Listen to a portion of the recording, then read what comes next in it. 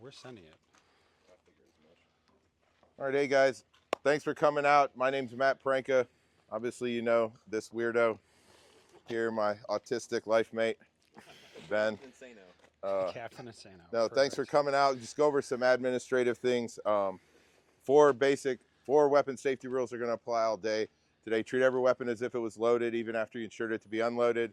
Never let your muzzle cover anything you're not willing to destroy. Keep your finger straight off the trigger, outside the trigger guard, till you're up on target with the intention to shoot, and then know your target and consider its background. We're going to be shooting a bunch of drills today that will be at disconnected yard lines. So if you get uncomfortable with that, or if we try to put you on any exercise that you're not comfortable shooting, obviously please say something and we can deconflict it and change it so that we don't have any mistakes or any accidents. We've never had one. I at least haven't. He is a mistake, so it'll I can't stop people from shooting themselves. we If that's won't what they're going to do. have any issue there. That's in my We're defense. going to run a hot range today, not USPSA rules. So every time you come up to the line, you know, at your discretion, load and make ready, and keep your gun in the condition. You know, you keep it loaded all day. If you need to mess with it back at the tables, we just ask that you'd face into a safe direction, unload it, show clear to yourself, and then do what you need to do. But it'd be kind of big boy rules all day today. Yeah, so what we're going to do is go through a progression in the morning, just like kind of our look at fundamentals while we'll work on grip and target focus. You shoot a lot of rounds this morning, and I think the thing that's going to trip people up about it is we're going to really make you uncomfortable with your shooting. Feedback from us is going to basically come in one of two forms. If you're punching the center of the target like this, we'll just be like, go faster. And then you'll start to where you get to where you're making little mistakes and you're not happy with the outcome. And then we'll try to make corrections, but without you slowing down. So that means it's going to be frustrating. Like ideally there's simmering frustration throughout the day. We don't want you to boil over into like an incident, but like you to be frustrated, engaged and frustrated to like a healthy amount. The big focus this morning is going to be trying to tie cause and effect together. You know, when we're shooting, what's happening, kind of objective assessment of what the site's telling us is happening, combine that with how we feel, and then the target will either confirm or deny what we saw and felt was actually what happened. Definitely a more process-driven way to train and not an outcome-driven. I think everybody's classically trained to be outcome-focused, right? Like, I want to have a good group on the target. We want to see mistakes happen. We want you to experience those mistakes. I understand the cause of the mistake, know the appropriate cue and the correction. And in my mind, that's what actual training is. And that's the difference between coming to the range and training versus coming to the range and shooting. So that's kind of the progression we'll go through today. If you're all loaded up, all your mags loaded, come to the line. If you got 3 or 4 mags, let's come down to the 5-yard line and we'll get started. I'm going to show you the first exercise we'll do. This is the most basic level, just our assessment of what we're doing with our grip and making sure we're focused on the target. So I'll make a couple examples for you.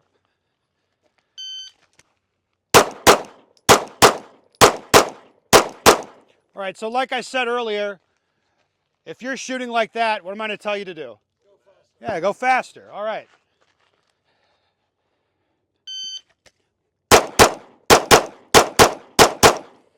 Go faster.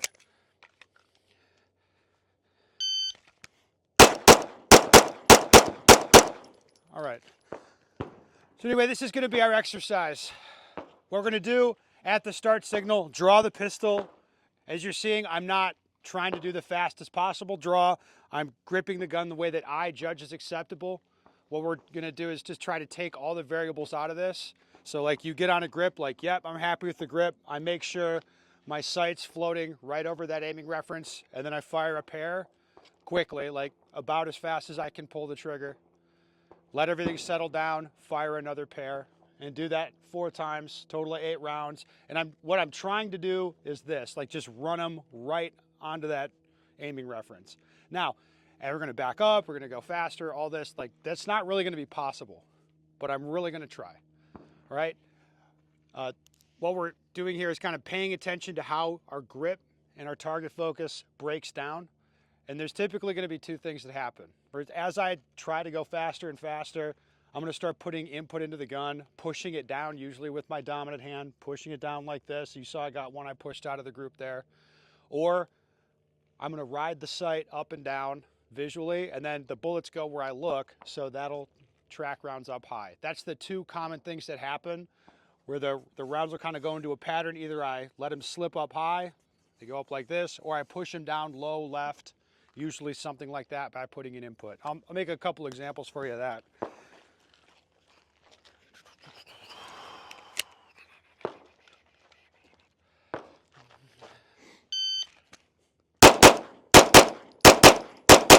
So you can see there that input. If you're watching the gun, you'll see I'm just kind of tweaking the gun down a little bit. It doesn't look like that much, but the second round, I'm always driving it low. This is the most common thing we're going to see. Especially as we back up, we'll see this. All I'm doing to produce that is staring at the red dot and tracking it up in recoil instead of keeping focused on this spot. And then the rounds, they go where I look and they end up tracking up. Like at close range, this is pretty easy to figure out. We'll back up, probably do this from 15 or 20 yards. And then consider what these will look like at 20 yards. Like these would be like up here in the neckline, maybe over the shoulder. These would be down here, it'd look pretty dramatic.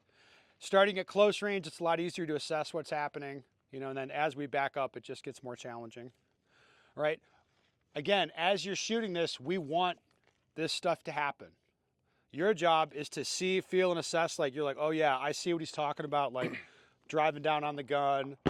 Like, oh, these ones are going up high. I think I'm, tracking the sight up and down. Like we want you to see that stuff in real time so that you can then try to work through it. Does that make sense to everybody? Matt, anything to add? Nope. Matt approved. Ooh, Matt approved demo. All right, if everybody grab a target. So let's talk real quick, right? Shooting at 5 yards, assessing what's happening. Because I think a lot of people they get confused or they're not looking hard enough, right? At 5 yards, we have to pay a lot of attention. Getting the alphas isn't enough. Does that make sense? But mistakes look different at 5 than they would look at 20. So here we have a target, right, that's scoring very, very well. But when we're standing at 5 yards, what's the common mistake? Like, how do we articulate the mistake that we think is happening based off what the target says? Vertical stringing, I don't know. The vertical stringing, right, is more likely it's firing hand tension building late in the course of fire, right? So as I start to pull the trigger really, really fast and the dot is moving, the left hand will kind of just leave the exercise and the firing hand starts to tense and I'm pushing down into the gun. It's typically classically described, oh, well, I'm flinching or something like that, or I'm anticipating. In my mind, yes, we are actively shooting a pistol. I hope you're anticipating every single shot, right? We don't want to ever be surprised when the gun goes off, because what's another way to say that? Yeah, it's negligence, right? So I don't like anticipation. I want you guys to tie cause and effect together. Like what's making this mistake happen, right? Even though I'm catching one in, one out. It's not happening every time, but you're making a consistent mistake where that firing hand tension is building and I start squeezing the gun more and more, right? We're violating the principle of stability of the grip. When I grip the gun and set the pressures on the gun, I want those to not change while I'm shooting, right? And then even at 5 yards, as I'm shooting really, really aggressively and that dot starts moving, it's coming up to the upper part of the A zone. What's everything in our body telling us to do? Drive it down, I think would be the second thing. It's look at it. Where it goes up, I look at it, right? If you connect to the dot, what you'll see is the gun will rise and it will stay up there, right? You have to believe that we return the gun visually. I'm a big believer in that. For better or worse, like Ben, the bullets go where we look, right? Up close, we start up close because it's really easy to look to this small aiming reference and just burn a hole in it, right? That's my focus. Awareness is how I'm paying attention to the dot and where that dot is in relation to what I'm looking at, right? But these mistakes, we take 3 steps back, we go to 7 yards, now we're not in the A zone. We go back to 10, we're down in the low Charlie CD line, right? We want those mistakes to happen because the pace we're shooting is not going to change. I want you to pull the trigger about as fast as you can, but learning how to assess it correctly, right? And not just pay attention to, well, the target tells me this happened. Did you feel it when it happened, right? That's what we have to work on, right? You think, I want objective assessment of what's happening while I'm shooting in real time and not after the fact. I think initially guys process what the dot did after it already happened. We want you to see it happening while it's going on, and then tie that into what you're feeling in your hands, because your grip is what's making the dot do weird shit in recoil. Yeah. If you guys would paste these up, get aiming references back up. You shouldn't have to stuff mags. We'll just back up. I'm gonna grip this pistol and give you some ideas, and then I'll kind of demonstrate the same principles with different guns that I have with me, because they're like a little bit different. So what I recommend with your firing hand is that you hold the pistol so that it's not moving around inside of your grip. Now, how much pressure is that? It's okay, you could just, like, well, how would you say it? Like a Mexican handshake. What is it? How the hell does Mexican shake? You ever shake hands with Mexican nationals? I'm not in the Border Patrol, homie. I thought you were out there clubbing them. What is... They fucking shake hands like weak and lippy. Okay. I'm also pretty sure we're not allowed to say that anymore. I'm not 100%. We got. It's inauguration day. Oh wait, we Yeah, can't say it. Never You can mind. say it. It's the 20th. Things are changing. Cheeto Man's back. You say whatever you want, dude. All right. So, like, yeah. So you're hearing, like, the guys that shoot a lot of, like, hey, you really don't hold the gun that hard. And I might even say to some people, in a sense, for an adult male, like, you get yourself to hold the gun with your dominant hand as loose as you can, right? As loose as you can force yourself to. From the way most guys are wired, like, this thing's going to be recoiling, bucking around, and they want to just like do more and more and more. Like, to connect to this pistol with this grip tape on here so that it's stuck in my hand, it is not a lot of force. It really isn't. I mean, I'm holding the gun firmly so it's not moving, but it's not ton. Like, the way that I tell people to try it is I'll clamp down my fingers, not my thumb, just my fingers 100% as hard as I can. Relax my fingers enough that I can take my middle finger off the frame and then put it back on without increasing the pressure. So I feel like a firm pressure here, you know, but nothing in my thumb, nothing in the rest of my hand. I just feel connected to the pistol. That's a good starting point for most guns, right? With my support hand, again, same thing. I want to connect to the pistol, so I like making sure I'm making contact with the grip tape I have on here. I should never feel my hand separate in recoil. Like, the gun and my hand should move like this as a team, not like this, where my trigger guard's coming off my finger because my hands aren't connected. Now, there's nothing really bad happens if I clamp down 100% with my support hand. It's a little uncomfortable. It's not really necessary, but nothing bad happens. If I start clamping down 100% with my dominant hand, what other bad things happen? Trigger freeze, yep, and that's just inducing you to drive on the pistol more. Right? All right. So let's shoot this Glock again as a baseline. So watch the way the gun moves and the way that I'm holding it. Again, this gives you a pretty good baseline. If I just stare at that spot, get everything balanced, they run right in there. Okay. What about this pistol? What's going to change? All right, so this pistol, like, the bore axis is a little bit higher. It feels torquey in my hands. I don't have grip tape on it. So to me, when I'm shooting this, I have to clamp, like, be very conscious to get my support hand clamped in there. All right, and then I feel like I have to be patient as it's returning, because it's really easy to try to, like, snap my dominant hand forward and, like, torque on this thing. All right, now look what this looks like. How different does that look in my hands?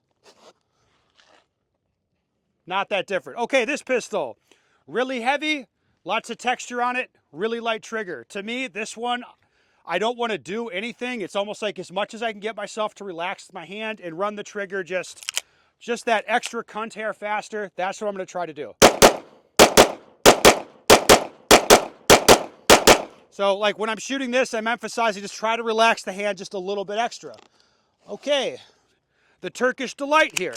This thing has a comp on it. It's loud. It's a little more violent. Like, there's a weird kind of squared off bit back here, and it's kind of slick. I don't have any tape on it. So I'm really feeling like I'm going to struggle to keep my support hand in contact with it. And again, it's just keep my firing hand relaxed so I can actually run the pistol aggressively.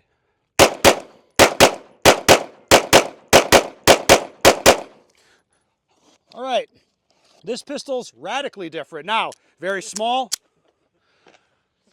big struggle to connect my support hand to it. The trigger's long enough and heavy enough that I can't really run it hard. So I'm okay with a little more dominant hand tension, you know, because I'm not gonna freeze up on it anyway. I can only shoot it so fast. So I'll have more dominant hand tension, and I'm really gonna work to get my support hand in there, okay?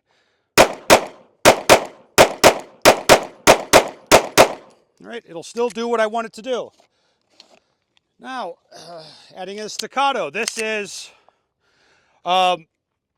it torques a little bit. Unlike the comped one, it feels a little torquey and the grip is slick, but this one's pretty easy to shoot, I think.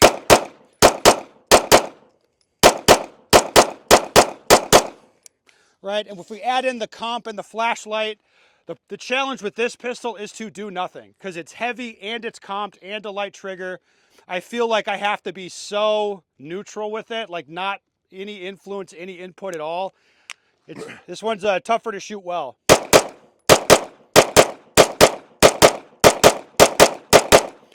All right.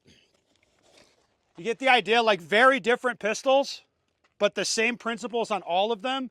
And I've shot them all a fair bit, so like the little nuances of it, like I kind of understand already each gun a little bit. Like everybody's different and every gun is a little bit different. So like this is the kind of stuff that as you're shooting, you feel like, oh yeah, it's like the gun's kind of whipping up and I want to like push it down, or man, my support hand's not staying on there, or whatever. Like just pay attention to what's going on and feel what your tendencies are. You can shoot any gun pretty well if you're paying attention.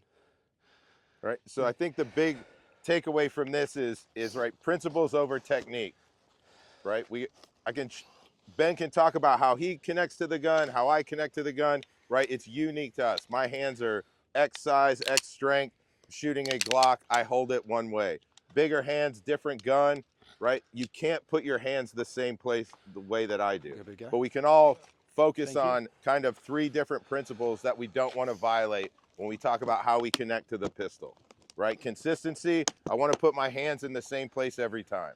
Stability is once I get that gun out of the holster and I set the pressures, those cannot change during the shooting cycle, right? That's how I influence the gun, is by changing how I'm connected to it while I'm shooting, right? And then durability, right? Is my grip as good after the 8th shot, 6, 7, 8, however many you shoot? Is it as good after those shots as it was before the first, right? If we all look at those 3 principles, right, that cues you in to mistakes that happen. The dot will show you what changed, and then just tie cause and effect together.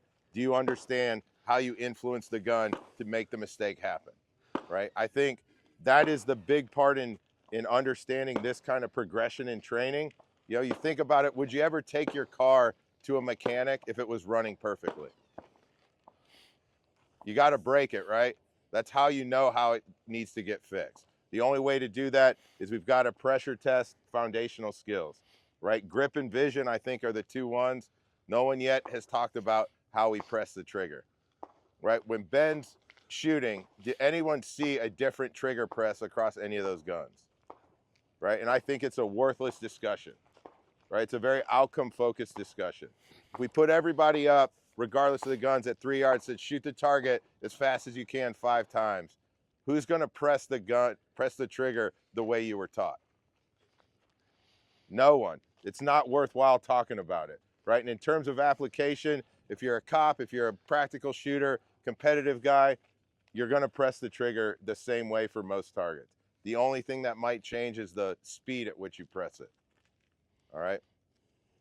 Yeah. Keep going. Let's keep going. We'll back them up. All right. So let's shoot this Glock again as a baseline. So watch the way the gun moves and the way that I'm holding it. Again, this gives you a pretty good baseline. If I just stare at that spot, get everything balanced, they run right in there. Okay. What about this pistol? What's going to change? All right, so this pistol, like, the bore axis is a little bit higher. It feels torquey in my hands. I don't have grip tape on it. So to me, when I'm shooting this, I have to clamp, like be very conscious to get my support hand clamped in there.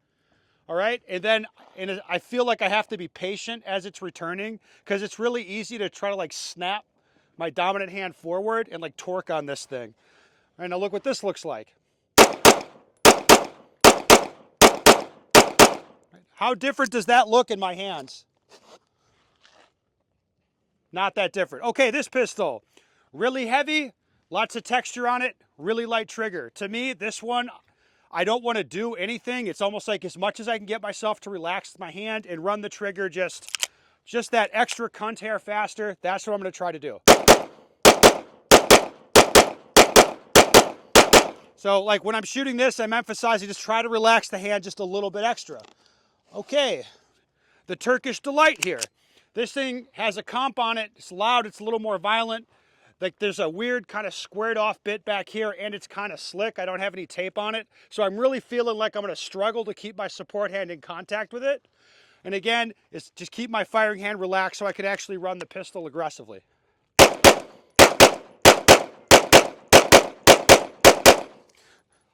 All right, this pistol's radically different. Now, very small, big struggle to connect my support hand to it. The trigger's long enough and heavy enough that I can't really run it hard. So I'm okay with a little more dominant hand tension, you know, because I'm not going to freeze up on it anyway. I can only shoot it so fast. So I'll have more dominant hand tension, and I'm really going to work to get my support hand in there. Okay. All right, it'll still do what I want it to do. Now, adding a staccato. This is, it torques a little bit. Unlike the comped one, it feels a little torquey and the grip is slick, but this one's pretty easy to shoot, I think.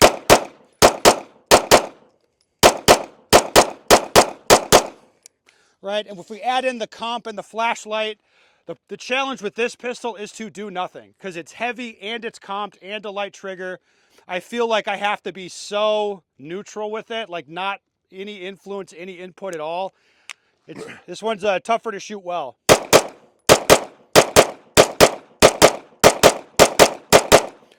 All right. You get the idea, like very different pistols, but the same principles on all of them. And I've shot them all a fair bit, so like the little nuances of it, like I kind of understand already each gun a little bit. Like everybody's different and every gun is a little bit different. So like this is the kind of stuff that as you're shooting, you feel like, oh yeah, it's like the gun's kind of whipping up and I want to like push it down, or man, my support hand's not staying on there, or whatever. Like just pay attention to what's going on and feel what your tendencies are. You can shoot any gun pretty well if you're paying attention. Right. So I think the big takeaway from this is right, principles over technique. Right. Ben can talk about how he connects to the gun, how I connect to the gun. Right. It's unique to us. My hands are X size, X strength. Shooting a Glock, I hold it one way. Bigger hands, different gun. Right. You can't put your hands the same place the way that I do. But we can all focus on kind of three different principles that we don't want to violate when we talk about how we connect to the pistol. Right. Consistency. I want to put my hands in the same place every time. Stability is once I get that gun out of the holster and I set the pressures, those cannot change during the shooting cycle, right? That's how I influence the gun, is by changing how I'm connected to it while I'm shooting, right? And then durability, right? Is my grip as good after the 8th shot, 6, 7, 8, however many you shoot? Is it as good after those shots as it was before the first? Right? If we all look at those three principles, right, that cues you in to mistakes that happen. The dot will show you what changed, and then just tie cause and effect together. Do you understand how you influence the gun to make the mistake happen? Right? I think that is the big part in understanding this kind of progression in training. You know, you think about it, would you ever take your car to a mechanic if it was running perfectly? You got to break it, right? That's how you know how it needs to get fixed. The only way to do that is we've got to pressure test foundational skills, right? Grip and vision, I think, are the two ones. No one yet has talked about how we press the trigger, right? When Ben's shooting, did anyone see a different trigger press across any of those guns, right? And I think it's a worthless discussion, right? It's a very outcome-focused discussion. If we put everybody up, regardless of the guns, at 3 yards, said shoot the target as fast as you can 5 times, who's going to press the trigger the way you were taught? No one. It's not worthwhile talking about it, right? And in terms of application, if you're a cop, if you're a practical shooter, competitive guy, you're going to press the trigger the same way for most targets. The only thing that might change is the speed at which you press it. All right? Yeah. Keep going. Let's keep going. We'll back them up to All right. grip this pistol and give you some ideas, and then I'll kind of demonstrate the same principles with different guns that I have with me because they're like a little bit different. So what I recommend with your firing hand is that you hold the pistol so that it's not moving around inside of your grip. Now, how much pressure is that? It's okay. You could just like, well, how would you say it? Like a Mexican handshake. What is it? How the hell does Mexican shake? You never shake hands with Mexican nationals? I'm not in the Border Patrol, homie. I thought you were out there clubbing them. What is? They fucking shake hands like weak and limpy. Okay. I'm also pretty sure we're not allowed to say that anymore. I'm not 100%. We got. It's inauguration day. Oh wait, we Yeah, can't say it. Never You can mind. say it. It's the 20th. Things are changing. Cheeto Man's back. You say whatever you want, dude. All right. So, like, yeah. So you're hearing like the guys that shoot a lot of like, hey, you really don't hold the gun that hard. And I might even say to some people, in a sense, for an adult male, like you get yourself to hold the gun with your dominant hand as loose as you can, right? As loose as you can force yourself to. From the way most guys are wired, like this thing's going to be recoiling, bucking around, and they want to just like do more and more and more. Like to connect to this pistol with this grip tape on here so that it's stuck in my hand, it is not a lot of force. It really isn't. I mean, I'm holding the gun firmly so it's not moving, but it's not a ton. Like the way that I tell people to try it is I'll clamp down my fingers, not my thumb, just my fingers 100% as hard as I can. Relax my fingers enough that I can take my middle finger off the frame and then put it back on without increasing the pressure. So I feel like a firm pressure here, you know, but nothing in my thumb, nothing in the rest of my hand. I just feel connected to the pistol. That's a good starting point for most guns, right?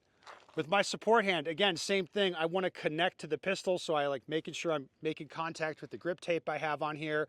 I should never feel my hand separate in recoil. Like the gun and my hand should move like this as a team, not like this, where my trigger guard's coming off my finger because my hands aren't connected. Now, there's nothing really bad happens if I clamp down 100% with my support hand. It's a little uncomfortable. It's not really necessary, but nothing bad happens. If I start clamping down 100% with my dominant hand, what other bad things happen? Trigger freeze, yep, and that's just inducing you to drive on the pistol more, right? All right, so let's shoot this Glock again as a baseline. So watch the way the gun moves and the way that I'm holding it. Again, this gives you a pretty good baseline. If I just stare at that spot, get everything balanced, they run right in there. Okay. What about this pistol? What's going to change? All right, so this pistol, like the bore axis is a little bit higher. It feels torquey in my hands. I don't have grip tape on it. So to me, when I'm shooting this, I have to clamp, like be very conscious to get my support hand clamped in there. All right. And then I feel like I have to be patient as it's returning because it's really easy to try to like snap my dominant hand forward and like torque on this thing.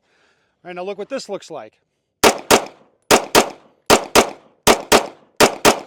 How different does that look in my hands? Not that different. Okay, this pistol, really heavy. Lots of texture on it, really light trigger. To me, this one, I don't want to do anything. It's almost like as much as I can get myself to relax my hand and run the trigger just that extra cunt hair faster, that's what I'm going to try to do. So like when I'm shooting this, I'm emphasizing just try to relax the hand just a little bit extra. Okay, the Turkish Delight here. This thing has a comp on it. It's loud, it's a little more violent. Like there's a weird kind of squared off bit back here and it's kind of slick. I don't have any tape on it. So I'm really feeling like I'm going to struggle to keep my support hand in contact with it. And again, it's just keep my firing hand relaxed so I can actually run the pistol aggressively.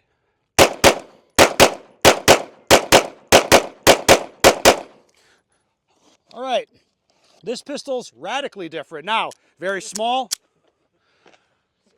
big struggle to connect my support hand to it. The trigger's long enough and heavy enough that I can't really run it hard. So I'm okay with a little more dominant hand tension, you know, because I'm not going to freeze up on it anyway. I can only shoot it so fast. So I'll have more dominant hand tension, and I'm really going to work to get my support hand in there.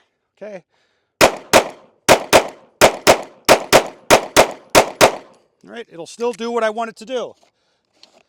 Now, adding a staccato. This is, it torques a little bit. Unlike the comped one, it feels a little torquey and the grip is slick, but this one's pretty easy to shoot, I think.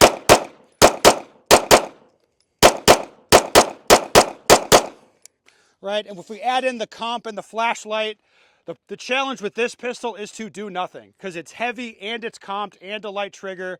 I feel like I have to be so neutral with it, like not any influence, any input at all. This one's tougher to shoot well.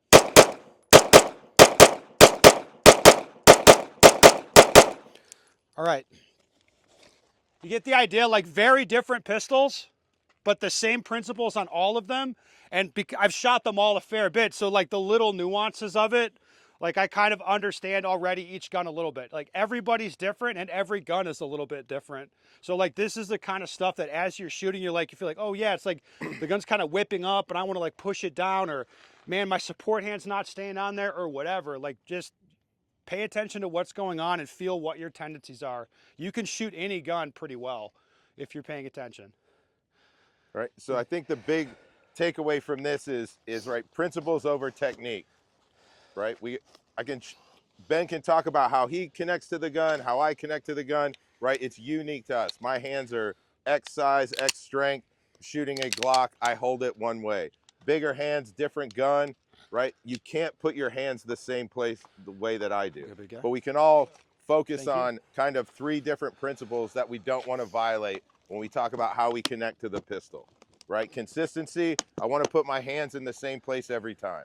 Stability is once I get that gun out of the holster and I set the pressures, those cannot change during the shooting cycle, right? That's how I influence the gun, is by changing how I'm connected to it while I'm shooting, right? And then durability, right? Is my grip as good after the 8th shot, 6, 7, 8, however many you shoot? Is it as good after those shots as it was before the first?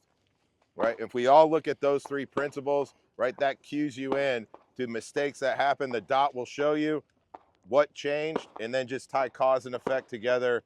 Do you understand how you influence the gun to make the mistake happen? Right? I think that is the big part in understanding this kind of progression in training. You know, you think about it, would you ever take your car to a mechanic if it was running perfectly? You got to break it, right? That's how you know how it needs to get fixed. The only way to do that is we've got to pressure test foundational skills, right? Grip and vision, I think, are the 2 ones. No one yet has talked about how we press the trigger, right? When Ben's shooting, did anyone see a different trigger press across any of those guns, right? And I think it's a worthless discussion, right? It's a very outcome-focused discussion. If we put everybody up, regardless of the guns, at 3 yards, said shoot the target as fast as you can 5 times, who's going to press the trigger the way you were taught? No one. It's not worthwhile talking about it, right? And in terms of application, if you're a cop, if you're a practical shooter, competitive guy, you're going to press the trigger the same way for most targets. The only thing that might change is the speed at which you press it. All right? Yeah. Keep going. Let's keep going. We'll back them up. All right. Let's go. What we're focused on doing is it's just with 1 shot. We'll start with the guns out, and on the beep, you'll press the trigger 1 time. We're looking to where the dot rises to in recoil, and when it returns, does it come immediately back to my point of aim or the aiming reference that I'm looking at? So yeah, we're not going to assess where the bullets go at all. So watch me, watch the gun. Don't worry about the target too much. I'll do it a few different ways. So again, I'm going to be staring at my black aiming reference. At the tone, boom, gun goes off, return sight to my spot. Okay. All right, stand by.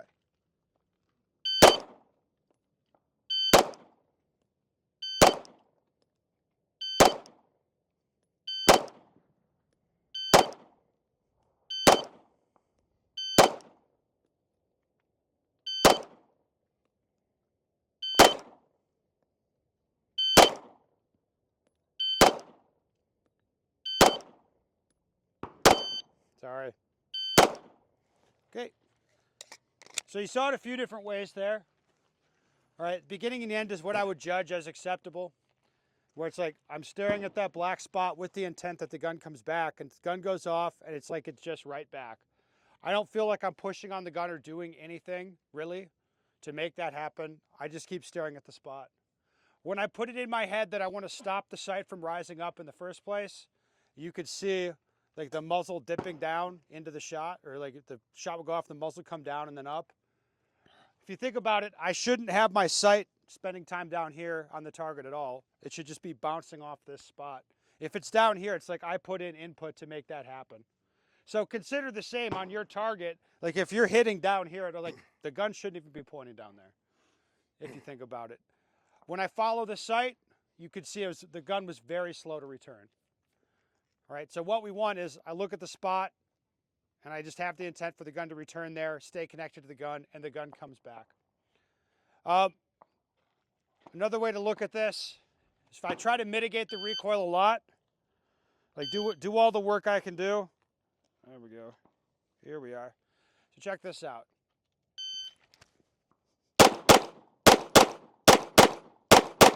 There's really nothing else I can do.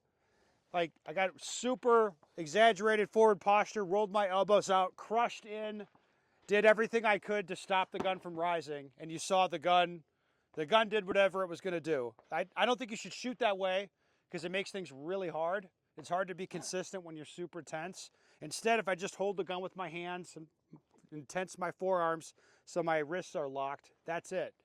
So look at how this looks.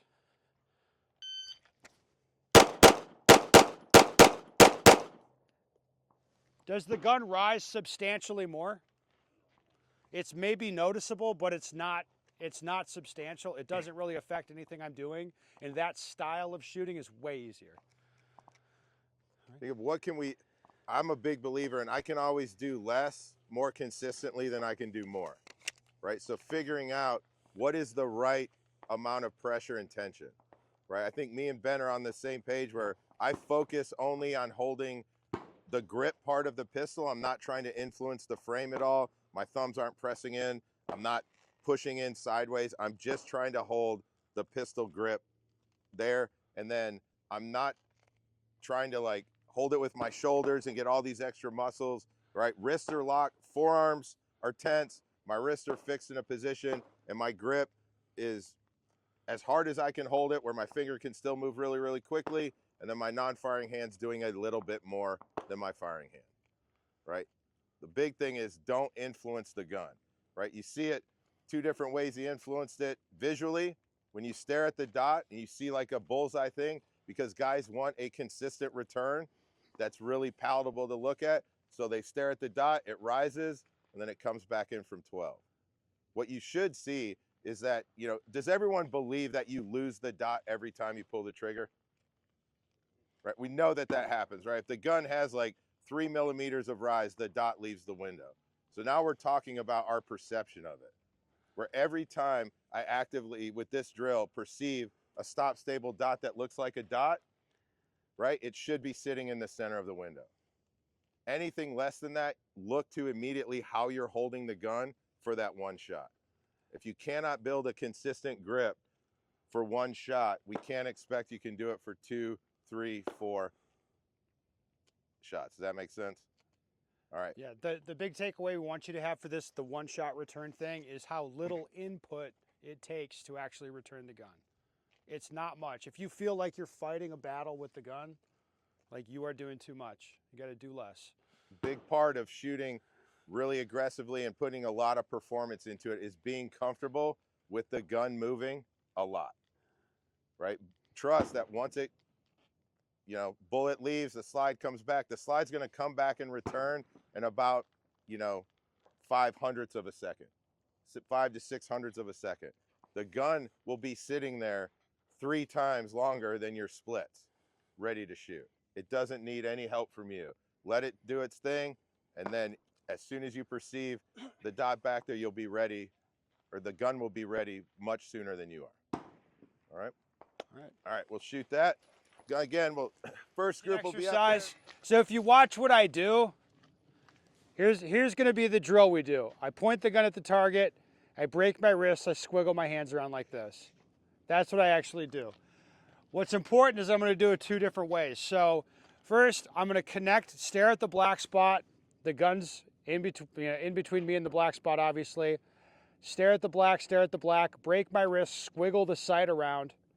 And the thing is, I'm focused on the black, and I can tell you where the red dot is relative to that black at all times. All right? I'm not comfortable with it. It looks weird because it's like slashing everywhere, but I can be like, black's here, red's doing this, going up there. I could tell you everything that it's doing. Now, if I focus on the red dot itself and do the same thing, it actually becomes quite difficult. I can tell there's brown behind the red, but it's very difficult to tell you exactly where it is. You know, it's like you're like chasing that thing. It's just tough. Doing this, like the reason you do this is you can tell the difference between being focused on the target and being focused on your sight. When you start to focus on your sight, like tracking it up in recoil, you can't really tell where it's at. And then that's where people react to that and drive the gun down, put in input that we don't want. Does that make sense? So before we do the next iteration of doubles, let's have everybody try that for a couple seconds. Stare at the dot, stare at the dot. Okay, now stare at the target, do that, and you'll see the difference.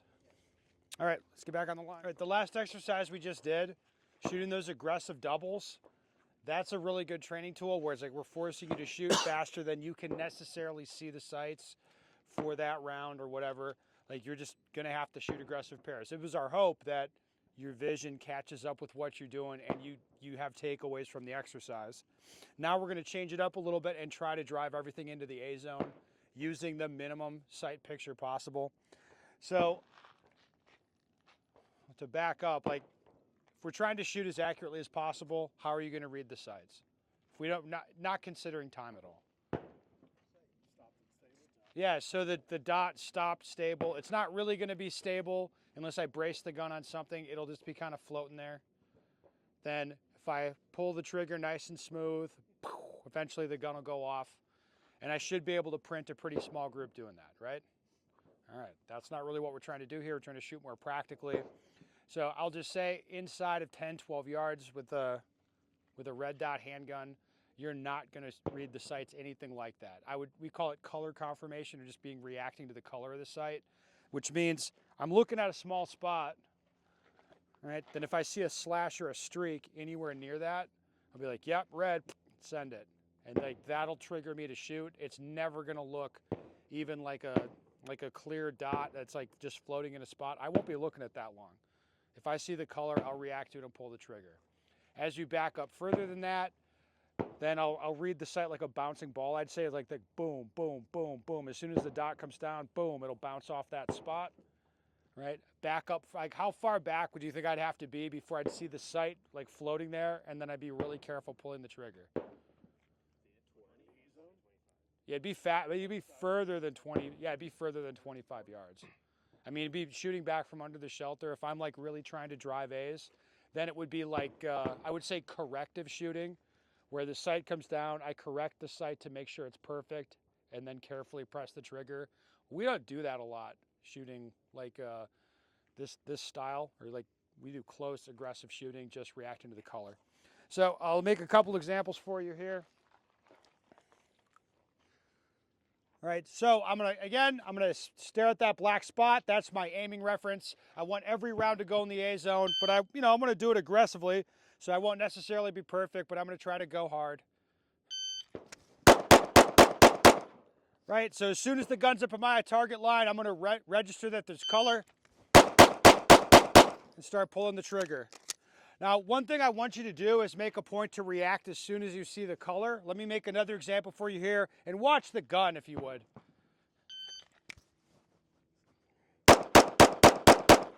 So that's what you see from a lot of people, where they draw the pistol, Then they kind of like fuck around with their grip, get really tucked behind a nice sight picture, then start pulling the trigger.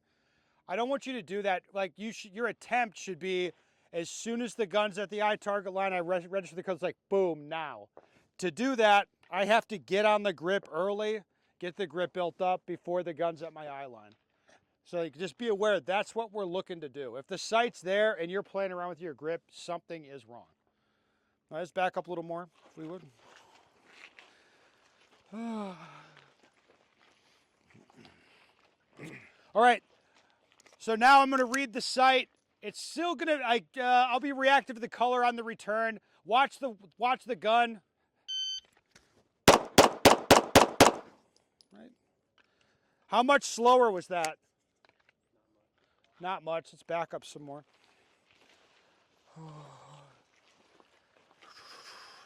I think we'll have you go back here. We'll go back this far.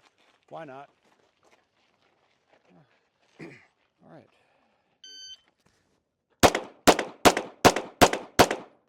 All right. From this distance, now I'm registering it like a bouncing ball in order to try to put him in the A zone. I'll do one more. That one was not very good. Following my sight up and down.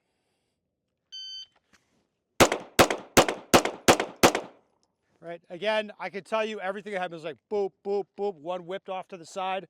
Like I pushed the gun slightly, then the rest of them, the sight's whipping straight back down. Right? You can see that's like the bouncing ball pace. We're going to go through this whole progression shooting these different yard lines. And again, what we're trying to shoot A's and understand we're going to react to the sight picture differently at different distances. Anything to add here, Matt? Yep, the same things we're trying to drive home with doubles in terms of the training tool, right? Grip, develop to that near perfect level. As we start shooting longer strings of fire and the dot starts moving more and more, the tendency to grab that dot and focus on it is going to increase, you know, kind of exponentially. So still make all the same cues we pay attention to, what's happening in our grip while we're shooting. Now, instead of just that real quick pair, it's going to be a continuous assessment, watching the hand, right? 4, 5, 6 shots, that hand starts moving on the gun. How many guys are finding that left hand is walking on the gun, right? So we've got to go back to that foundational skill of grip that needs to be developed at that near perfect level. We're still doing the same exercise. We've just now tied a sight picture to a trigger press. All right, let's go.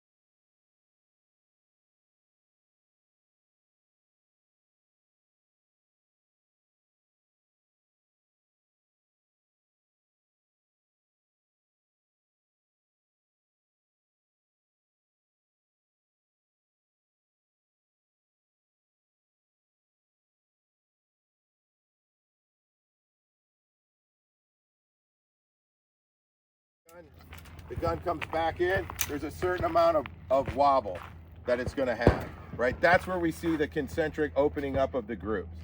Right now, if I start to influence that and I tense up, that's when I see the gun come down, and I should see all of that in the sight. If you don't see it in the sight, right, you don't notice that the dot is down firmly in the D zone, you're looking at it. You're 100% staring at the dot. There's no other answer for it. Unless you just are like looking up into the hill, right, when you're shooting, which also happens, right? Who's feeling like this is now becoming mentally exhausting? Training in this way, right? So we ask, like, in between, it's like, relax. Just relax, clear your mind, but every time on standby, you're back zeroed into that spot, right? Good aggressive draw, the grip is perfect. You're thinking about all of these things at a pace that's faster than you should be able to, right? When we shoot, I'm tying a trigger press or a sight picture to a trigger press. What should I do if the sight isn't there? Don't press the trigger, right? And then understand why it's not there. Tie cause and effect together, fix it on the fly, and continue with the exercise, right? The ability to make those changes in real time pays dividends competitively in the application world. Whatever your idea is that whatever you're going to do with this gun, if I can make course corrections while it's happening, is that a useful skill? That's what we're training here. All right. So it's a sight picture to trigger press. If we don't know what that is, we'll start with like control. The first string, boom, boom, boom. You get the result you want, put more into the shooting. Boom, boom, boom. And then you're going, pop, pop. Oh, that one was fucked up. I have no idea what just happened. Come back to control and then build back up. And it should be this constant training cycle where, yep, I'm doing what I know I can do. That's my match pace. Now I'm at the ragged edge. Now, like Ben would say, I'm acting like a raped ape, and I come back down to ragged edge. Back up to raped ape, ragged edge. And we want this kind of stair-step approach. So I'm warmed up, and at the end of it, yep, everything's clicking, everything's firing. I'm in tune with what my grip is doing, what I'm doing visually, right, and getting the results that I want. Make sense? All right, let's go. Like every day. Every day, Matt takes shit from me. And then he gets mad. He is the one who knocks. I don't think All right. he knocks. I think he just blows your So- door off. What are still some of the common mistakes we're seeing when we're tying a sight pick, going from predictive into reactive shooting, right? How many guys are still seeing like mechanical errors, right, with how you're gripping the pistol? Yeah. The most common one, the support hand, kind of leaving the exercise, right? As we see, we get into this, guys will talk about like a cadence shooting. I absolutely don't like that at all, right? It's like a pre-plan. I'm going to shoot these 6 rounds. It's like 1 and 2 and 3. Right, that's not what we want to do, right? But as if we're start shooting, it's going good. 1, 2, 3, it goes good. The left hand is like, you're doing great, I'm out, right? And then what does it cause this one to do? Tighten up, right? If I want the recoil to be the same way, and then we start to see mistakes. How many guys are still struggling with maintaining connection to that dot beyond 15 meters, right? To the aiming reference, right? I think there's two ways that the mistakes happen is you immediately jump back onto the sight and you look at the sight, and then we see the rounds blow out all over the target because you just register brown behind it, and that's all the level of confirmation you need to pull the trigger. The other thing would be you're not coming back to the sight, but you're just like zooming out instead of looking small in the A zone. And I'll say for me at 20, I'm looking to about a fist-sized group is what my eyes can do. Right, the reference is there, but it's very irritating to just burn a hole in that. So I'm looking to like a fist-sized group, and that's what I'm gauging on acceptable accuracy is around that fist-sized group. But what happens when we shoot these targets is how many guys, once you start shooting, you zoom out and we start to use the shoulders as an aiming reference, right? Shoulders, neck, and what you're doing is just trying to zero that dot kind of at the apex of an upside down triangle, right? I think that's the real common mistake, and where we see that, if we cut the heads off the target, it immediately changes and goes away, right? If you shoot competitively, you see the difference between a metric target and a classic target, right? Who has a hard time shooting that classic target, right? That's a good thing to pay attention to, that you are struggling with finding the spot you want to hit without any reference, right? Because you don't find the center, the A zone's oblong shape, and it's not necessarily in the center of the target where we want to shoot it. So guys end up shooting high and get those unnecessary Charlies, right? That goes back to the vision piece of it. I look at like visual control visual control is, can I find the exact spot that I want to hit? Visual discipline is, can I stay on it when the shooting starts? And that's how I'm always balancing principles. I'm trying not to violate those. Right. The other thing is, as we backed up, you know, a lot of people wanted to stare at the sight. When did you start doing that? When in the string of fire did that happen? Because I would say most of you would be before the first shot's fired. Because the gun comes up, you're like, oh, gotta aim good. And then you just like, then you start pulling the trigger. So you might be thinking the first few shots went in the center where you wanted. They usually do. Then you start to see the sight moving more, and you start like torquing down it, giving it input, and then it creates this. As Matt calls it, the right-handed ribbon, the seatbelt pattern, as you're like riding the sight up and down. So I would just say like, that's the hard thing for people, is like target focus is even better if I'm 20 yards away from the target. It's just counterintuitive to force myself to do it. But you get better accuracy, not worse, yeah? Yeah, and I think when you're looking at this, the yard line you start training at it is where, you know, if you're buying your own ammo and you want to use your ammo correctly, is there any value shooting this shit at 3, 5, and 7 yards? Right? I say 12 and beyond. 15, 17, 22, that's where I actually have to do things correct. At 3 yards, come up to 3 yards, make the Instagram video, and then go back to training, right? Go back to the distances where you actually have to do things correctly to get the result that you want. All right? All right. So we're at 12 o'clock now. When I do... Come back at 1. If you leave, be back at 1. Probably gonna say more wild shit. All right, we're gonna go on now to multiple targets. So I'll make a couple examples for you here.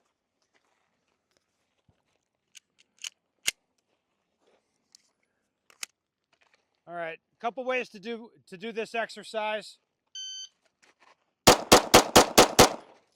I'm guessing you don't like that example for a variety of very valid reasons. That was the bad example, right?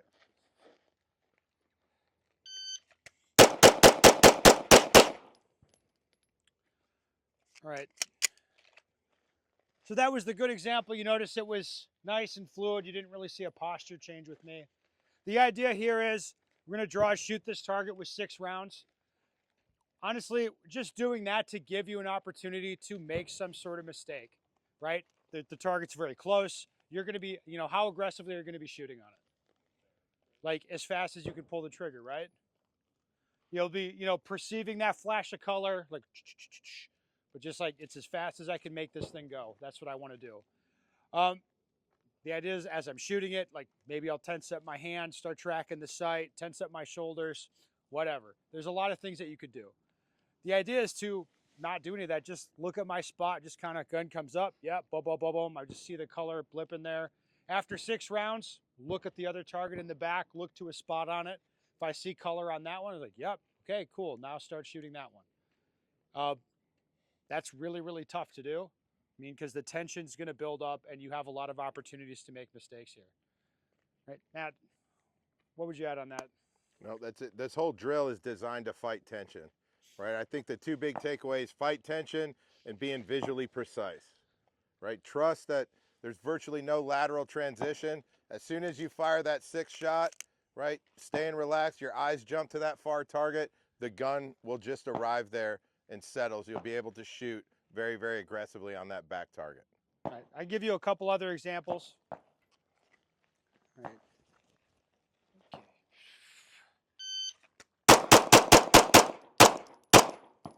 All right, so on that example, I did dot press in the back, very conservative, and I shot color confirmation up close. Do you think that's necessary? No, obviously not. I mean, I already demonstrated the other way. But a lot of you, that's going to be your tendency, is you're going to want to go over there like dot, dot. Now, this is right kind of on the, it's towards the edge of the color confirmation envelope, I would say, but it should be doable. If you're shooting this effectively and you're going like dot press in the back, we will want to be like, hey, do color confirmation. Give that a shot. Yep. If our eyes shift back to the target and we grab the whole target, where do we think the hits are going to go? Yeah, anywhere, right? If I look to the whole thing, then anywhere on the brown is good, right? If I look only to the A zone, what can we expect? A's and close C's, right? That's where we're really testing. Look to the exact spot that you want to look to, right? Have that visual control, visual discipline to disconnect from target 1 and go to target 2, and then the control to grab visually the exact spot that you want to hit, right? It'll go through, it'll feel reckless at the beginning. You'll prove it to yourself. Yep, for better or worse, the bullets go where I look. Okay.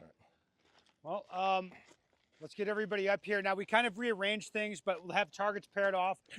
Just so you understand how it should look, the targets are set in depth. There shouldn't be a lot of space between them laterally. Just set yourself up so it's like you can see the two targets. They're not overlapping, and you're not spread out so far that if I shot here, I'd be hitting my neighbor's target, and that's not very nice. That's not very neighborly. Let's try not to do that. I agree. I'm not afraid. That's the reality. All right, we're gonna do a little awareness drill for target transitions. It's gonna be very similar to returning the gun on a spot on the target. If you'd be so kind as to give me a beep every few seconds. What I'm gonna do is start gun and sights and eyes on a target at the tone, shoot, then I'm gonna return the gun back down to my spot, but my spot changes. If I'm on this spot, gun goes into recoil, I flip my eyes to the other spot, and the gun returns there. All right. All right, stand by. So watch the gun.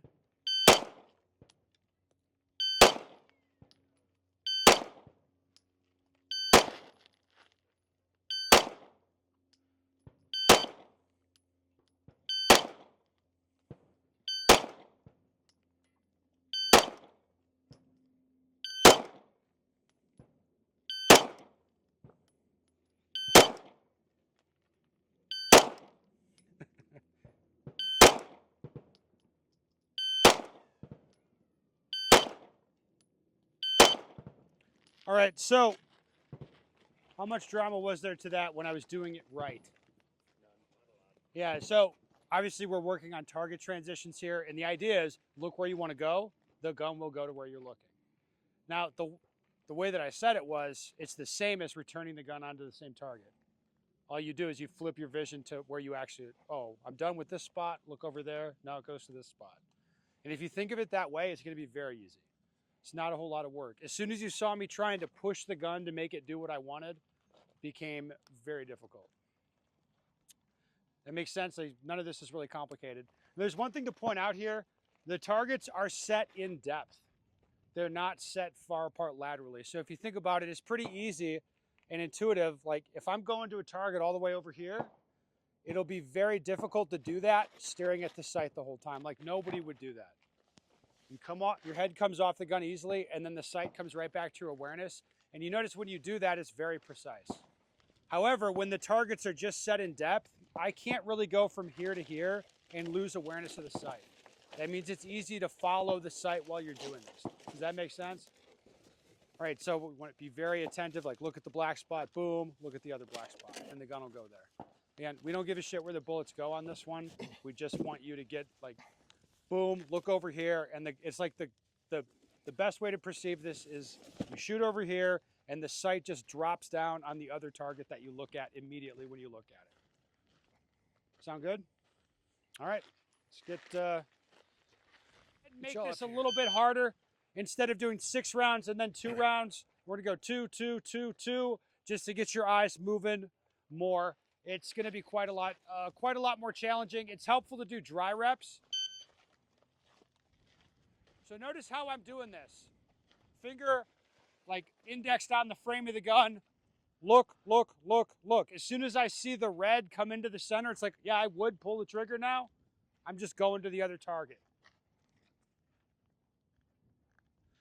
All right, I'll give you the live demo.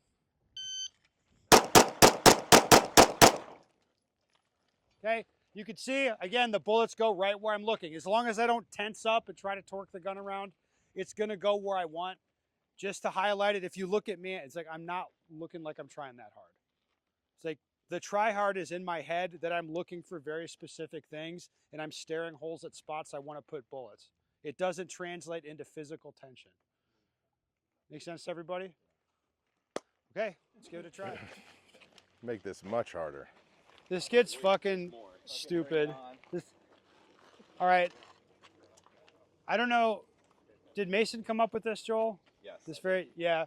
So now we're gonna make it, I would say, unreasonably hard, which I like. I think the version of this was called the Punisher. Ping pong transition. Ping pong. No, it's that's what he named it? Yeah. Oh no. The Punisher. Oh. All right. Anyway, I'll make an example for you. We'll be doing single shot engagements on the targets, total of 8 rounds. I got to turn this on, don't I? Of course I do.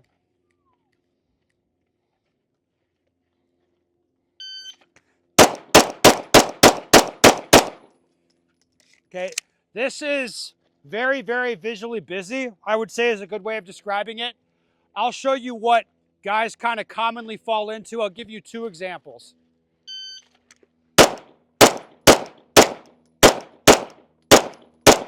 And what did that look like to you? Did that look like I was being consistent with what my eyes were doing? That's like chasing the dot, not push it over here. I mean, it was not smooth and consistent. We might see this as well. What did I end up doing there? That'll be you, yeah. What did I end up doing? Yeah, exactly. You draw and you're like, oh, it's gonna be. It's like, you sometimes for the first 2 or 3 rounds, just like boom, boom, boom. And then they're like, ah, fuck it, I'm just, and they're just like, kind of like push the. It'll kind of work out. And that's where you just paint the brown with the red, and you're like, it fucking just send it. Like, we'll just. Is Matt watching? Okay, like that. I mean, so try not to do that. It's easy to fall into that as you try to go fast on this, but. You know, it's like spot, spot, spot, spot, spot. The first example I gave you, look at it. It doesn't look all that impressive. It's not really, it's just, I'm just staying on the discipline and doing it as soon as I see the flash of red there. It's not easy to do it right though. Anything to add here, Matt? Nope. All right.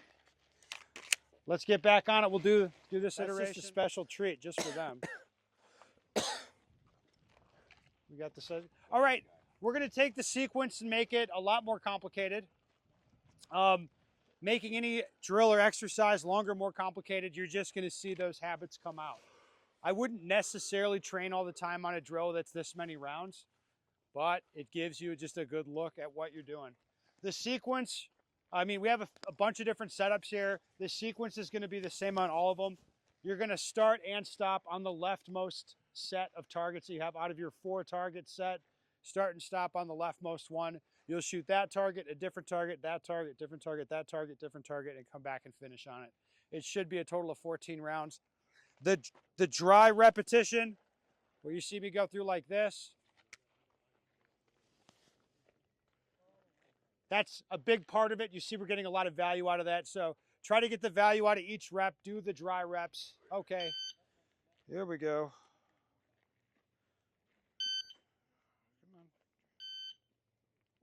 There we go.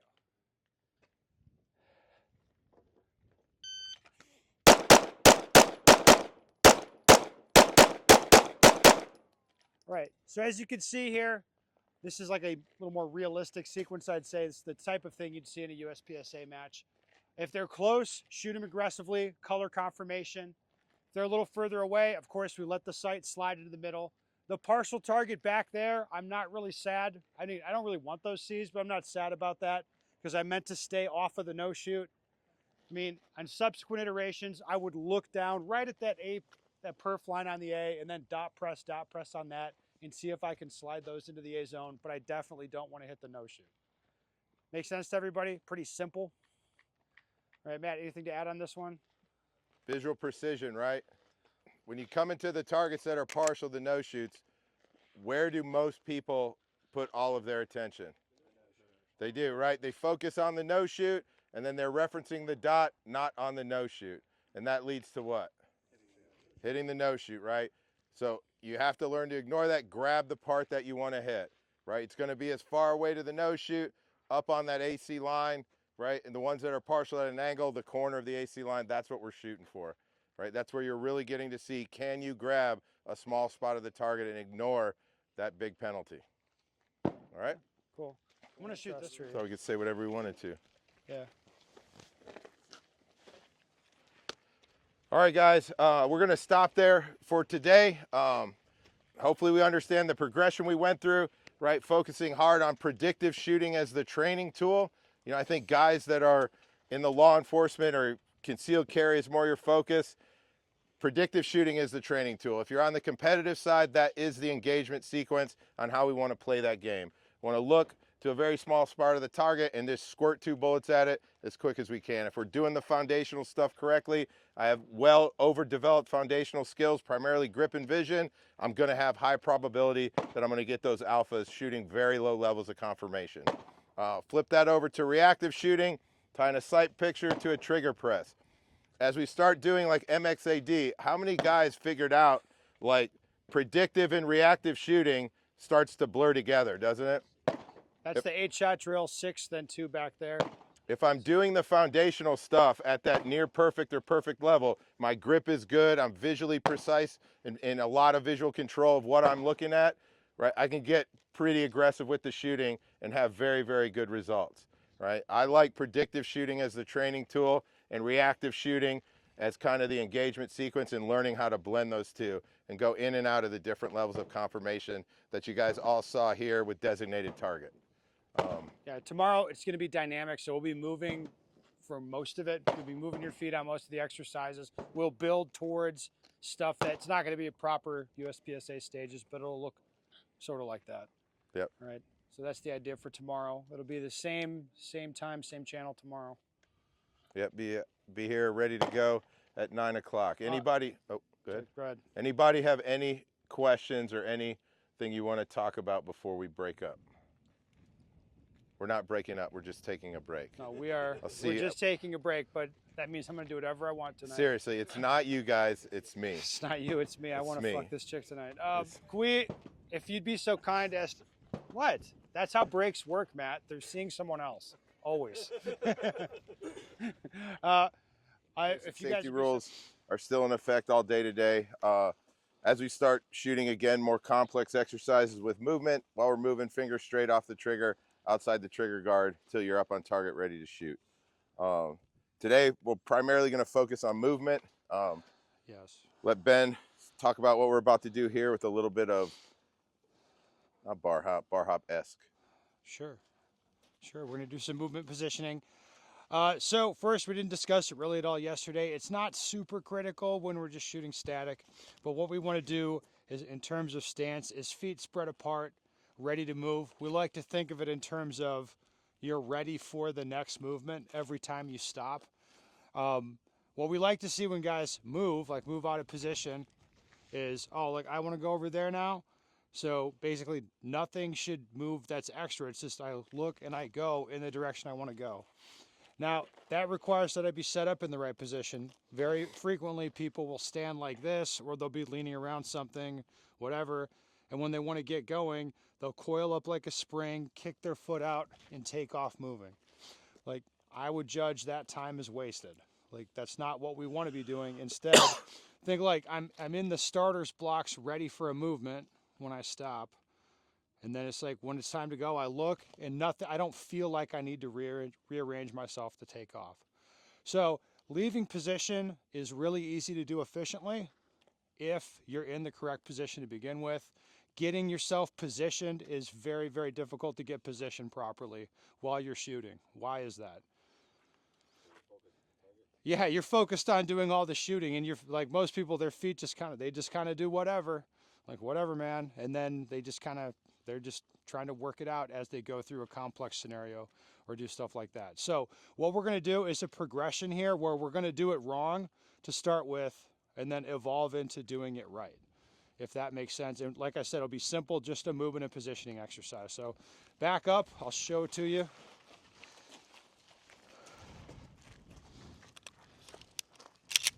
All right, so what we're going to do is start on the cone. We'll have the gun out in our hands, sights up on the target. At the start signal, I'm going to move to the position I need to move to, both feet spread apart properly, and my gun's going to stay down here at the low ready, and then I'm going to come up and engage these targets once my feet get set. Now, is this the right way to do it?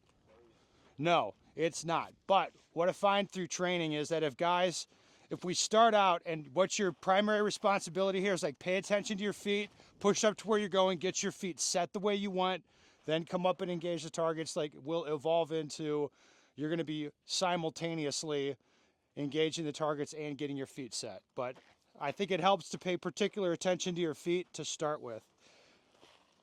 Okay. So at the start, once again, I'm going to be aimed at the targets.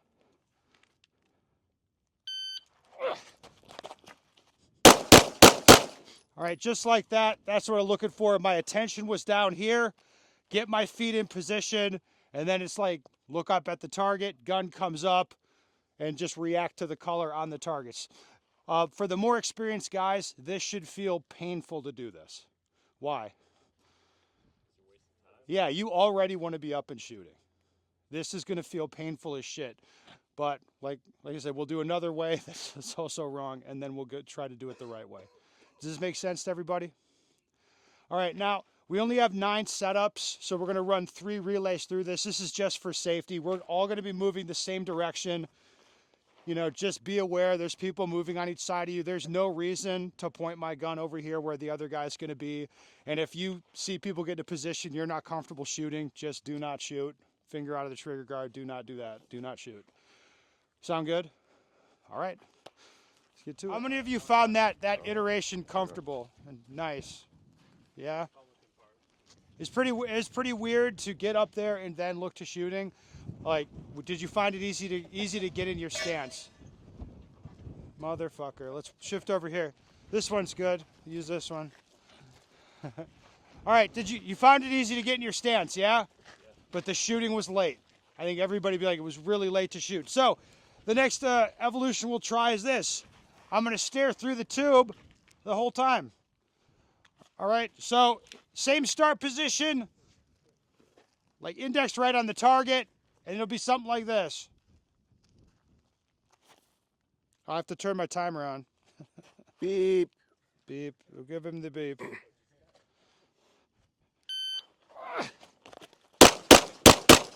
All right, so now I'm trying to shoot super early, but I'm staring through the tube the whole time.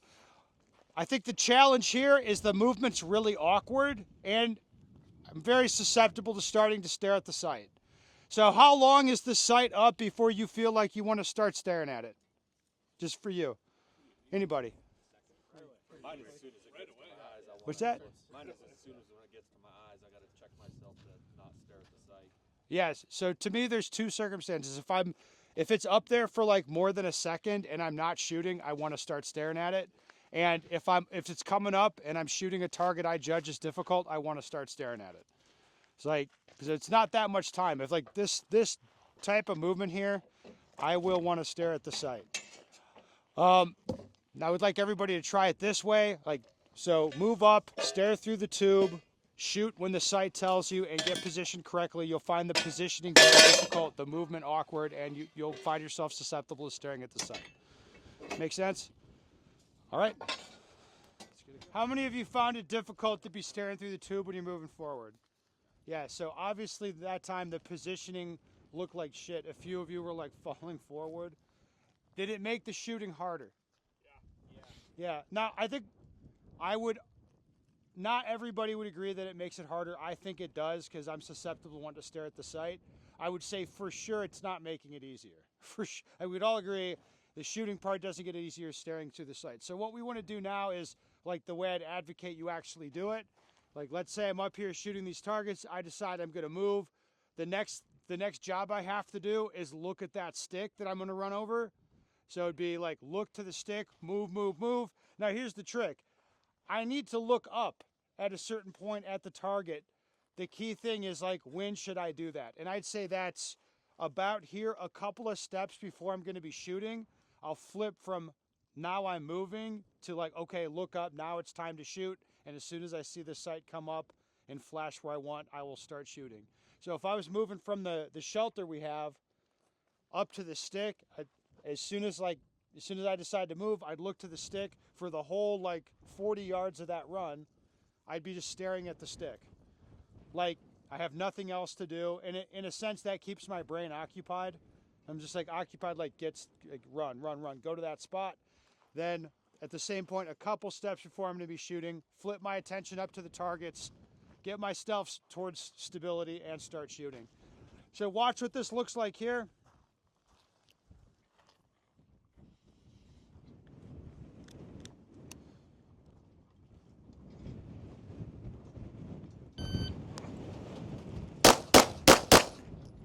Right, so you can see that was nice and fluid, yeah. When I start shooting when the sight registers good and I feel like my feet are stepping into that position.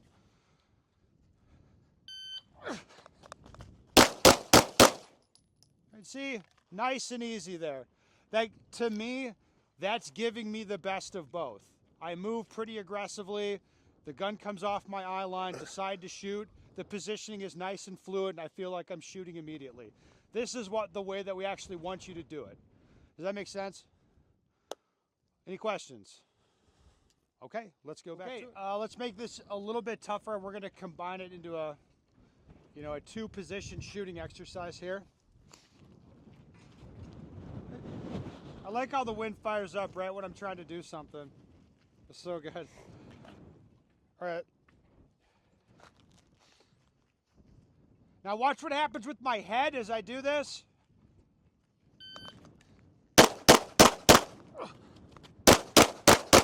Right. What'd you see my head do? Just like, yep, so it's like target, look down at my spot till I'm getting close, but I'm not quite there. Then look up, start getting myself set up, and it's nice and fluid. Yeah, that's kind of what we're looking for. If you feel comfortable with it, you want to save some time, well, I'll make another example. I'll start leaning into these as I'm still shooting.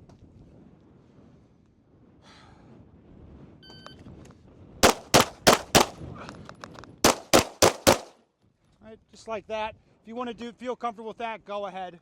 But we're looking at nice and fluid, aggressive steps, gun back up nice and early, and you see how early I'm on the trigger. That's what we're looking for here. Any questions? Awesome. Okay, well, we'll set this up. Just like this. There's that.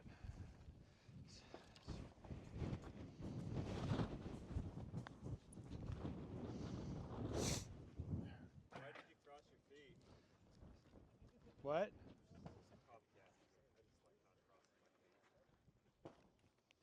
Okay. You like not crossing your feet? Oh. I cross my feet like if I'm gonna walk over there, like I'll just walk over there. Just do that. The whole Next level. Everybody crosses their feet hundreds of times. Think how weird it would be if go this way. That looks normal.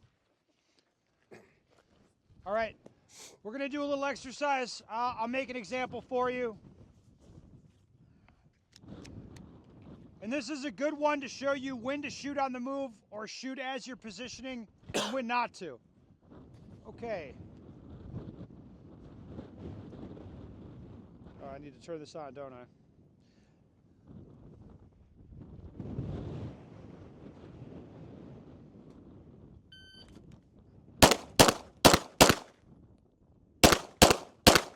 Okay, so that'll be our exercise. Two on each target from each side of the stick. Now there's a couple of styles that I want you to try when you do this. First, how many of you are comfortable shooting these while you move? Really? I like your ambition. That's nice. All right, I'll show you what that looks like.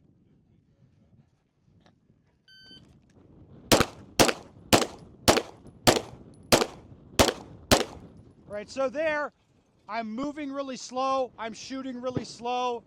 The whole thing's awkward. I'd say there wasn't a lot of aggression to it. For most people, you are not going to shoot your best score doing that. When we get this far away, so if you can't, it's like what I'd say is you can't do it aggressively, just do it a different way. So if I can't shoot on the move like with aggression, I should just snap to the position I'm going to snap to. So I'll show you what that looks like.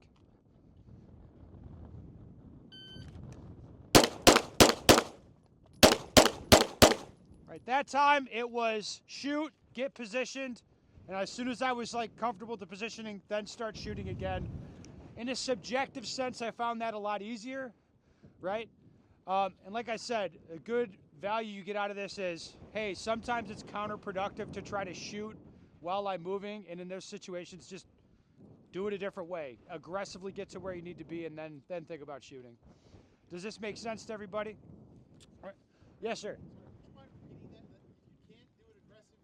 Do it a different way. Do something else, right? Because I see this in, this is a thing that happens in matches where guys have it in their head like, oh, I'm saving time if I'm doing it on the move. And you watch, you're like, no, it's like so slow what you're doing. That can't be saving anything. Anything to add here? Or how do you want this step done? All right. Let's, I don't know, I think we have to fix up some of these setups and then we'll get. Okay, so we did a few different moves. So first thing we should go back and hit again is like how much of an effect did it have, like what you did with your eyes in the first sequence we did where it was like looked at the ground, looked back up. Did that matter? Yeah. Yes. Did it help to have the gun mounted when you were moving and be staring through the tube? It was super sucky. If you're far enough away from the targets that it's very cumbersome to shoot while you're moving, do you think it'd be a good idea to do it? No. I mean, of course, you figure that out through training. Like when you get to a certain distance, you're like, yep, this is not really, I can't do it aggressively anymore. Now it's going to be harder. What we're going to do in the afternoon is like combine these different things together where it'll be like shoot into a position, be planted, shoot this thing, then move out and shoot this other thing. So you have to do like multiple of these things in the same string of fire. So any observations, Matt? No. I think some of the most basic concepts that get ignored when we talk about moving, right, is one, identifying the position you're going to. You know, you think in the practical world or any gun world, finding the exact precise spots on the ground pay dividends when you talk about moving, shooting in and out of positions, right? That all starts with being able to look and find that exact spot, stare at it for the right amount of time. You don't need to look yourself into the position, right? But as you decelerate, then your head's back up and you're starting that aiming process very, very early and connecting to the targets, right? It's a pretty basic concept, but I think it gets overlooked where guys start to try to find positions with their peripheral view, or they try to let the target, when it's available, dictate the position that they're at, right? And to me, that seems a little bit backwards. That sounded weird. How long you want to do for chow? I don't know. Come back at noon. No. Let's come back at 12:30 noon. That's in 40 minutes. You're right. Let's come back at 12:30. All right, it'll give us time to change over. Before everything blows down. Because that's. Cool this time. What's that? Try to look cool this time. I'm always trying to look cool. Never works. It never really works. All right, we're going to start doing the same thing, the same concept, like moving our feet when we're shooting, adding in some vision barriers to work around. I'll make a couple examples for you.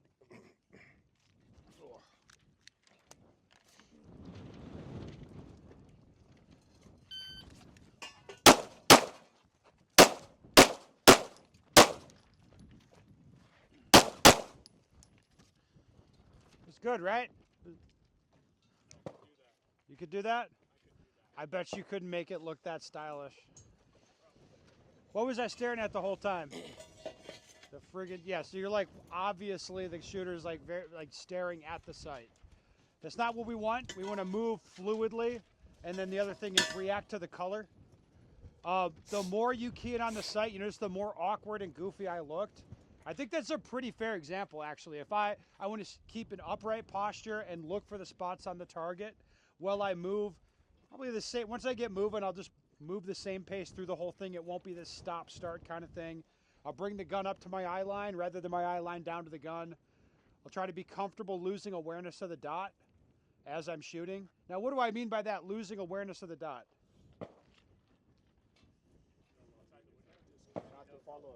Yeah. So it's like there's two ways you can do it. You could shoot here and then be like, I'm afraid I'm going to lose the dot. So you stare at it the whole time while you go across the vision barrier. Or you can just accept, yeah, I'm going to lose awareness of the sight, come off of it, look through the vision barrier, sight comes back to my awareness, and shoot. Look for the other one, look for the next one, lose awareness of the sight comes back to me.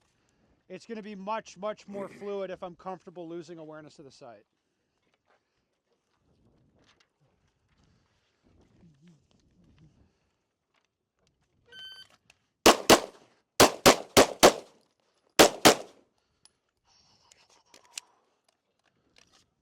Okay, look, that one looked a lot different, right? Okay, so that's what we're trying to do. The second thing, not the first thing. Now, for whatever reason, this is a really good exercise to help ingrain target focus for people. Does a lot of other good things, helps you be fluid as you move in and stop over here. One thing I would like you to do is make a point of stopping properly rather than keeping walking. Because if, hey, go there and stop, like that's what I want you to do. Now, this is a good one to learn target focus as well. Matt, you've seen that, right? Because you run this one all the time, right? Yep. For guys, as soon as we're, how do you perceive the shots that you're taking on the move in the middle? Is easy or hard shots?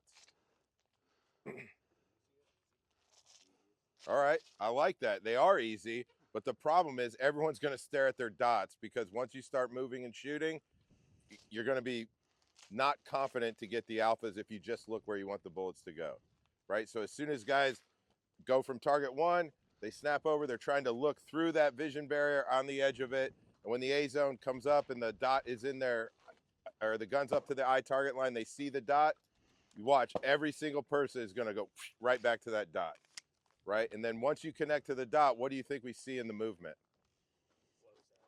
It stops, right? Now, why is that, guys? Why do you want to not move while you're staring at your sight? It's stable at that given time. Yeah, so it's like you're going to see every little movement. So, I mean, if you're comfortable with just, hey, color confirmation at this distance, see the red, send it. I think that's the answer. But if you stare at the sight with the intent to stabilize it, I mean, this little movement turns your perception of it's this. You're like, oh my God, I got to stop. Right? So if we stare at the dot too while we're moving, where do you think we drag the dot? You drag it to the direction you're going, right? So if I'm, what's your first name? Talmadge. Couldn't have picked someone with a normal name. He's fucking ginger too, a right? ginger with a goofy name. It's like great. Triple threat. So if I'm looking at Talmadge right in the chest, and then this is my dot, and I put all my vision on that dot, just as I walk, there's the target's gone. Now I keep having to adjust it, right? There's more active aiming that takes place. Where if I just burn a hole in the center of his chest as I walk, right, I'll naturally keep that gun lined up with what I'm looking at. That's one of the biggest concepts I think people have a hard time, is the bullets will go where you look, right? If they're not going somewhere else, you're generally looking either to the whole target or you're back on the dot, and then we'll see the direction that you're moving, whether we're going to the left or right, that the shots are trending towards the left or right side of the target based on our direction of movement, right? This is a good one to really drive home target focus, stay connected.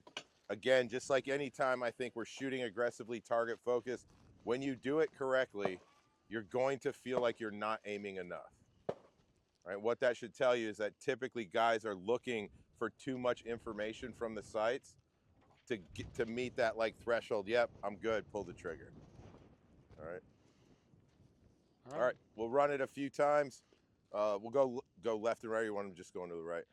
Yeah, let's go left to right at your first turn through, then go right to left.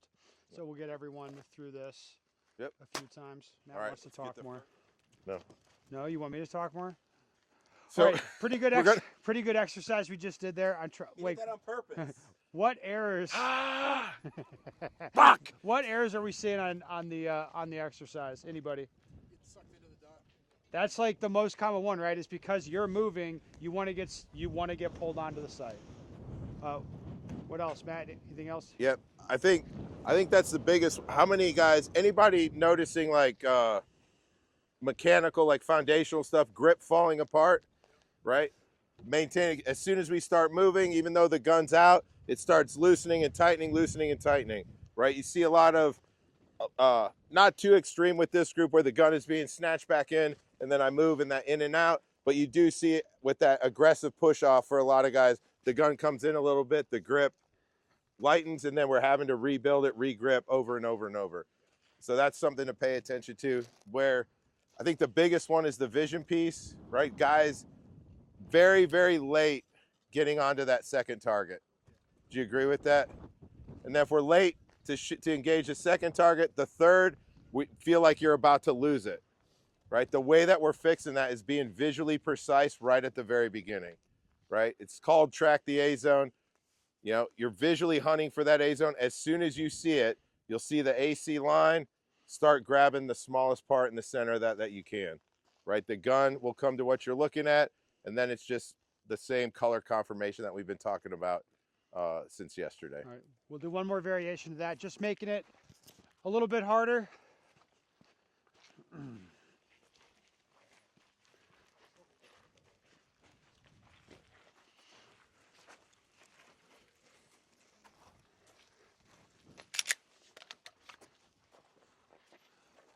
All right, now we're going to do a 10-shot variation of this.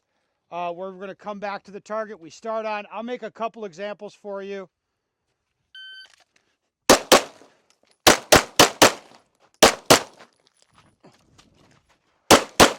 All right.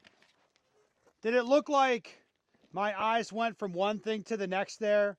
I moved precisely. No, I didn't do any of that stuff. Right? It was like gun comes down. Oh, shoot. Gun comes down. Oh, shoot and keep. Oh, shit. I'm supposed to go back over there. All right. Try to do one a little bit cleaner.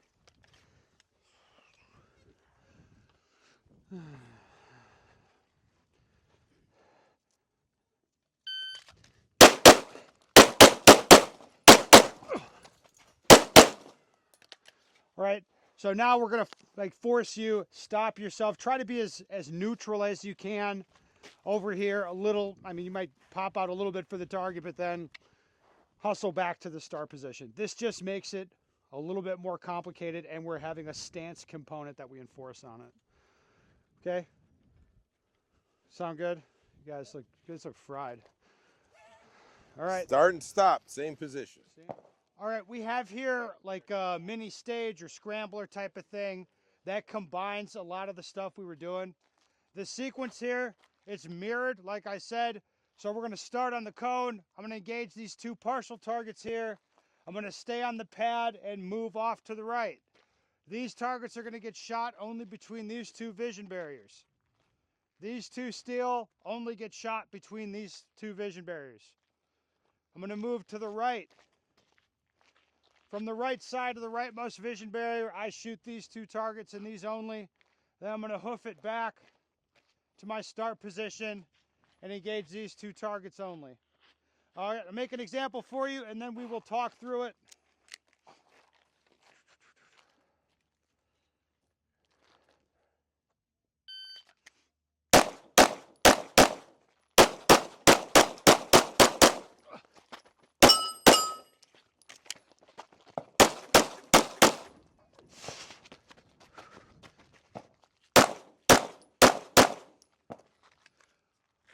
All right, so if we think about this in terms of the skills we worked on today, right, what skills do we have here? All of them, right.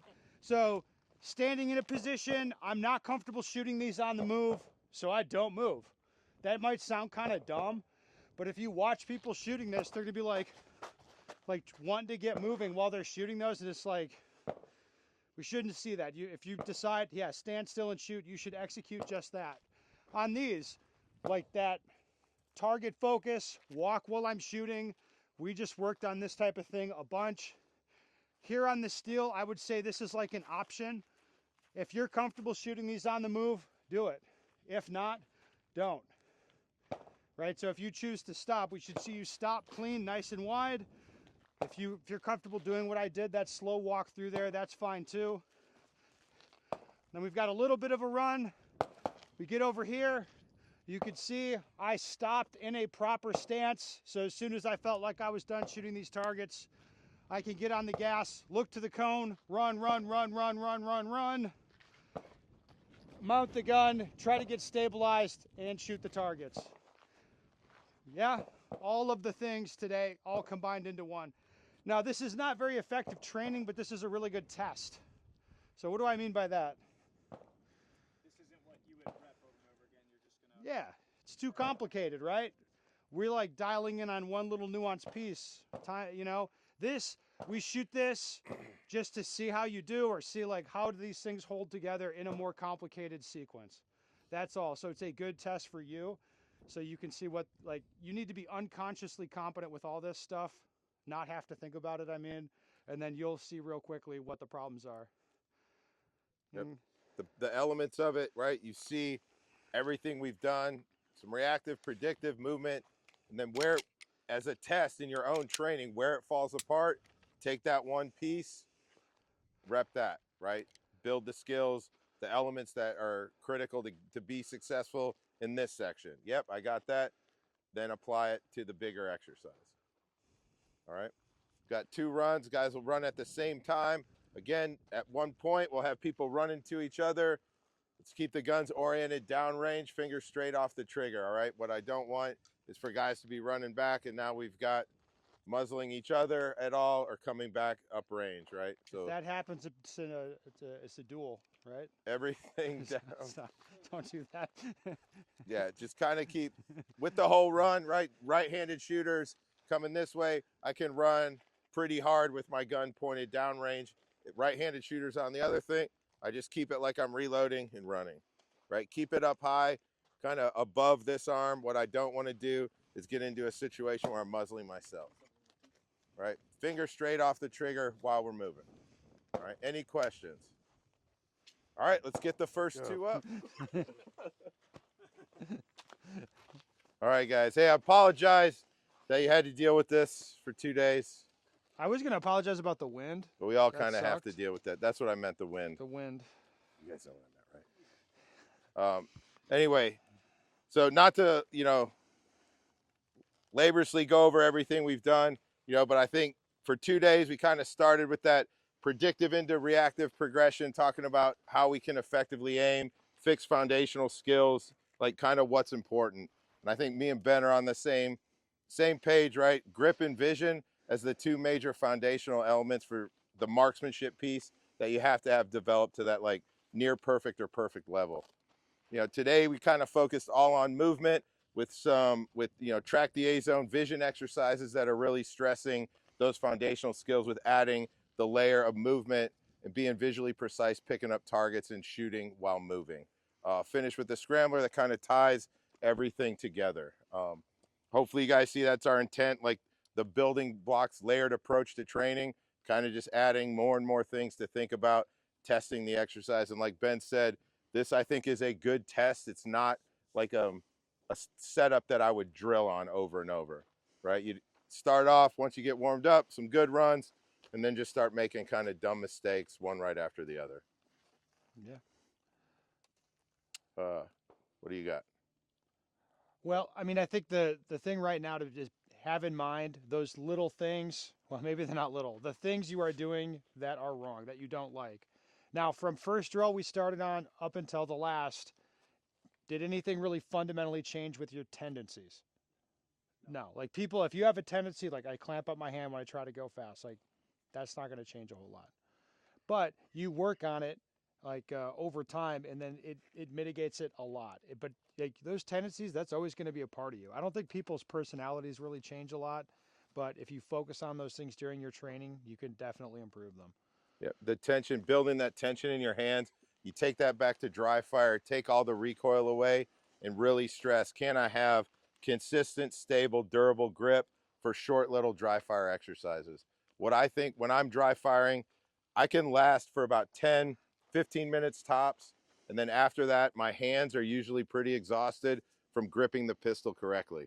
Like I think if you're dry firing for 10, 15, 20 minutes or even longer, and you're not feeling any type of like negative feedback in your hands and forearms, you have to assume that you're staying nice and relaxed, but you're not gripping the pistol the way that you would need to if you were shooting live rounds. And I think that's one thing that a lot of guys do in dry fire. They pay attention to this thing, you know, more than the skills they're trying to execute. I'll tell you, I rarely am dry firing against fixed par times. I'm kind of dry firing on how much I think I'm exerting myself, with the overarching theme being I want to see it, you know, at that near perfect level while I'm going objectively as hard as I can, right? That's what I think works for me. As soon as you put that second beep or some arbitrary time that you want to try to race, being precise with your vision and precise with your gun handling kind of goes out the window, and all your concerns are, well, I beat the buzzer, so that was good, right? You bring that on when you test it in live fire. What I think a lot of guys see are dry fire times that are really fast and live fire times that are not that fast. So just kind of what I like to focus on, you know, with dry fire. Yeah. Again, hey, appreciate you guys, everybody helping out with the effort. The wind Today was tough. not in our favor. Not. You know, apologize for that, but overall, you know, max effort throughout the whole day. Really appreciate the help setting it up, waiting for us. Had a couple little snafus with getting targets out here, Yes. you know, but hopefully you guys got something out of it. At a minimum, have a roadmap going forward of some things that you can work on and concepts that you take back to your own training and continue to develop over time.